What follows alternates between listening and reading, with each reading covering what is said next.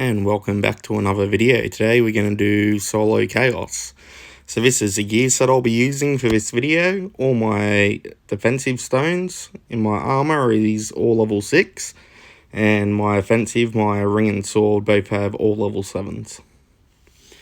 So if you don't get the one you want to start with in chaos, you can just literally close it and reopen it until you get it. I prefer to start on maze. Purely because if you're trying to fight the maze boss as a wave 5 with his ability to keep healing, it can be really difficult. So I'm just going to run around with Engineer here. He's always my preferred choice to start with maze. So I'll just run around, and I've got a couple of levels now, so it won't be one shot. So I'm just going to run around, grab all these mobs here, get a fair chunk of XP coming back, and lure them all into spawn. So one of the best things about the Chaos solo mode is if you do die, it's only a 5-second respawn counter. So as long as you bring the boss to spawn and the ones that you can, then you've got this ability. So Maze and Abyssal Maze always bring him back to spawn. So if anything does happen, you can come back and keep attacking it before you lose that stack. So we're just going to keep chipping away at it here, and it will take a little bit, but once we've got level 12 to 15 is my normal bracket I'll try and get to for levels on wave 1. And you can literally just sit here and AFK it. There you go, so there's wave 1 down. So we've got Abyssal up next. So even though my Carnivorous is only level 9, it's actually a really good character to be using in this mode. So what I was talking about with bringing the bosses back to spawn, that's always going to be great here with characters like this, because you don't even need to stay alive. If I can get enough multi-shot here and plan upgrades, I'll literally be able to just keep reviving and getting my stack up, and again, it'll make it really AFK and really easy. For me, he's done quite a lot of Abyssal in the past, and I'm completely stacked on Maze Gems, so another reason I always start Maze is because it's the Yeti, Kraken and Dragon gems that I need the most for extra awakenings and stone upgrades. So if you need the Maze Gems and that's your main cause for doing this, then you can start something completely different and try and get that. So I'm starting to get a few plan upgrades here and multi-shots, which is going to make this really easy. So wave 2 and 4, there's no healing available on the mobs, so there's no lifesteal. Sometimes, especially on the Abyssal ones, you'll find a health book, which will give you a little bit of healing. But the boss will have lifesteal ability.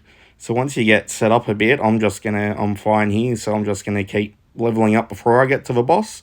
If you need to, especially if you're something like Plague Doctor or Lava Man, you can grab it early. And then that way, the little bit of damage you're doing by kiting the boss, as long as it's not hitting you, is letting you heal as well along the way.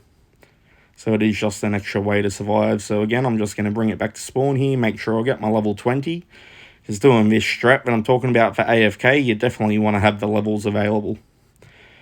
So I'm just going to try and make sure that all the little mobs that followed him in are dead. And now I literally just sit here, and as you say, 5-second respawn timer.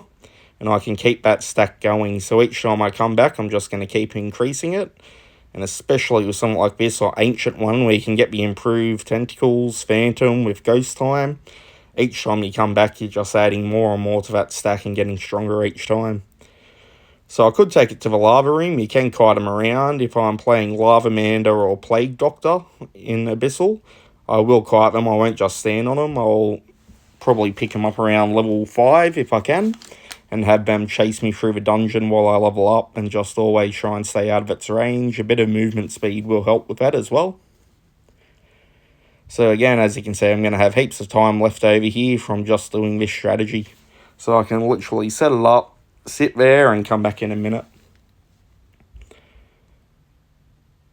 And yeah, so next life boss should be dead. There we are, there's wave 2 down. So we got Yeti now, and Hoplite is really good on any mode, really. Even with Dragon, I can normally sit there and just completely tank the fire. So anyway, if Hoplite's an easy win, as is Torment.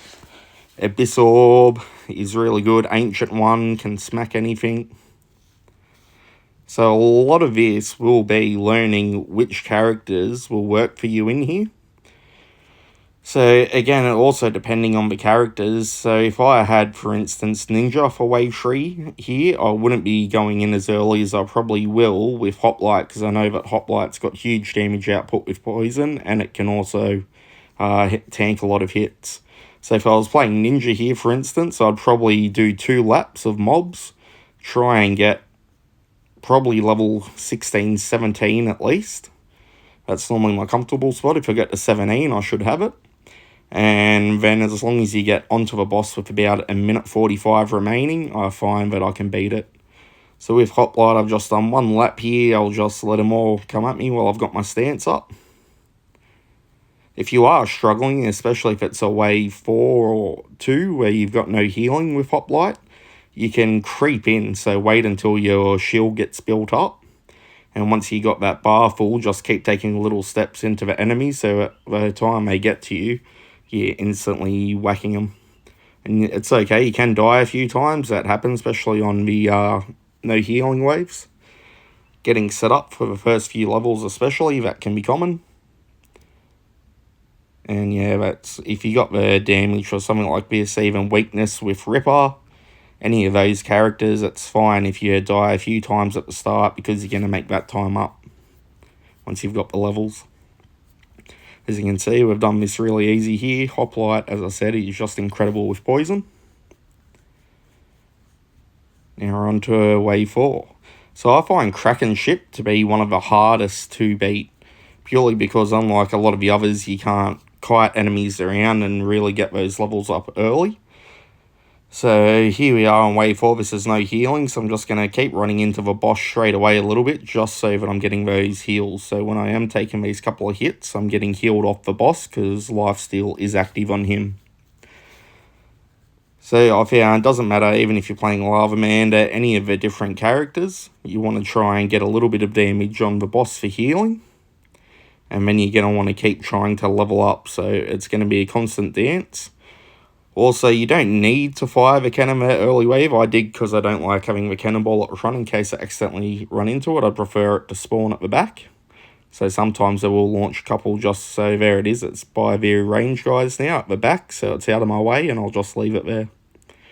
So by doing this V pattern, I'll keep leveling up. I keep bringing everything into me. At the same time, I'm still keeping that stack on the Kraken to make sure we get that built up.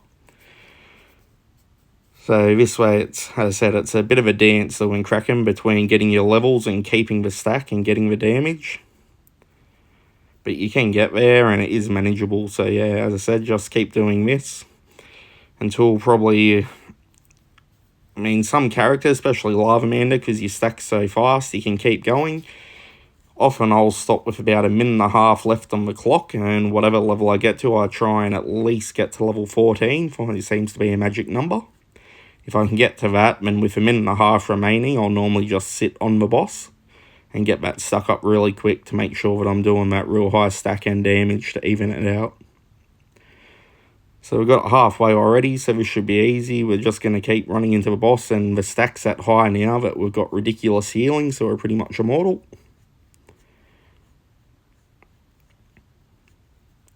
Just under 2 minutes remaining, so I'll get a little bit more. But again, with Lava Mander, it doesn't even really matter. I could keep going until the end. It's pretty much going to be dead by the time I hit 14, so.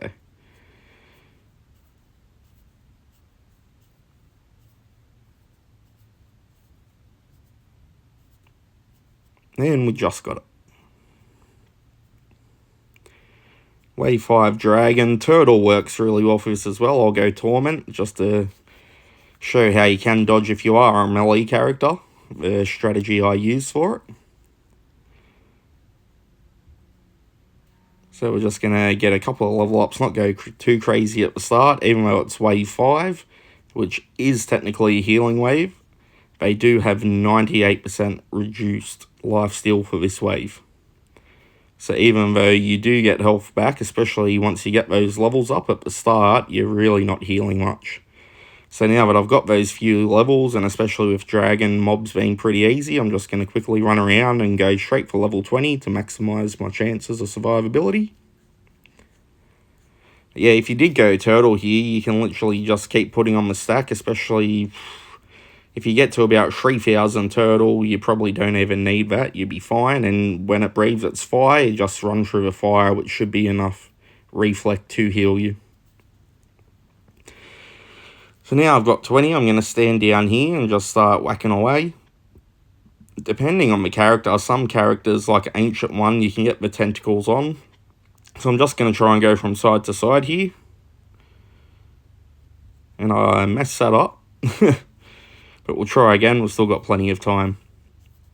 So ideally, I'll just kill these, because with that reduced lifesteal, if you get too many of these ads coming down at the end, it can really damage you. So I'll try and make sure it's just me and the dragon. So now he's finished his fire, I'll stand to the side, and I prefer to be on this side. If you can see here, the dragon's not perfectly centered. And so you can often come back and hide in that little hole where he covers a lot more of that other side. So I'm just going to try and keep the stack on here. As you can see, having him go the other way that time, it's really building up quickly. So even if you die a few times, it's still quite easily possible with these Torment characters. And we'll just keep whacking it. Hopefully he will try and come my way at some stage, and I will try and show successfully how to dodge and keep the stack on.